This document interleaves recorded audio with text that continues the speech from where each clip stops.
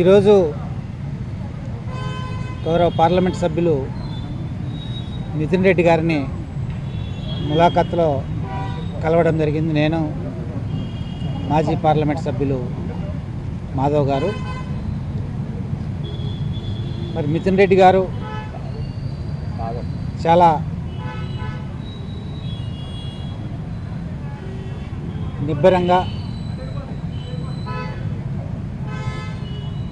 చాలా మనోస్థైర్యంతో ఉన్నారు.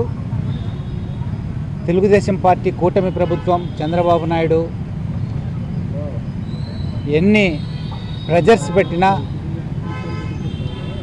వాటికి వేటికి కూడా భయపడుకోకుండా ఒక మనోధైర్యంతో మిథున్ రెడ్డి గారు ఈరోజు ఉన్నారనే విషయం ఈ సందర్భంగా మీ ద్వారా తెలియజేస్తున్నాం. మరి ఈ లిక్కర్ కేసుకు సంబంధించి పూర్వపరాలు గమనిస్తే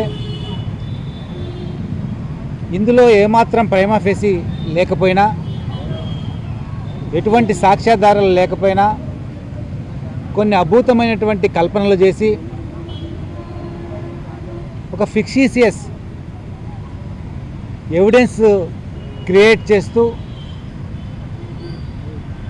ఎలాగైనా పెద్దిరెడ్డి రామచంద్రారెడ్డి గారి ఫ్యామిలీని, అలాగే గౌరవ జగన్మోహన్ రెడ్డి గారి ఇమేజ్ని తగ్గించాలా, భంగపరచాలనే ఆలోచనతో చంద్రబాబు నాయుడు ముందుకెళ్తున్న విషయం ఈ సందర్భంగా మీ ద్వారా కూడా సభ్య ప్రపంచానికి తెలియజేసుకుంటున్నాం. మరి చంద్రబాబు నాయుడు ఈ కూటమి ప్రభుత్వం ఇలాంటి తప్పుడు కేసులు ఎన్ని పెట్టినా వైఎస్ఆర్ కాంగ్రెస్ పార్టీ నాయకులు కానీ, కార్యకర్తలు కానీ ఏమాత్రం భయపడుకోకుండా ఈ ప్రభుత్వం చేస్తున్నటువంటి అన్యాయాలు, అక్రమాలు ఏవైతే ఉన్నాయో వాటన్నింటినీ కూడా ఎండగడుతూ ముందుకెళ్తామని సందర్భంగా తెలియజేసుకుంటున్నాం. మరి యాక్చువల్గా తెలుగుదేశం పార్టీ హయాంలో ఏదైతే లిక్కర్ వ్యవహారం జరిగిందో అక్కడ ఒక పెద్ద స్కామ్ జరిగింది.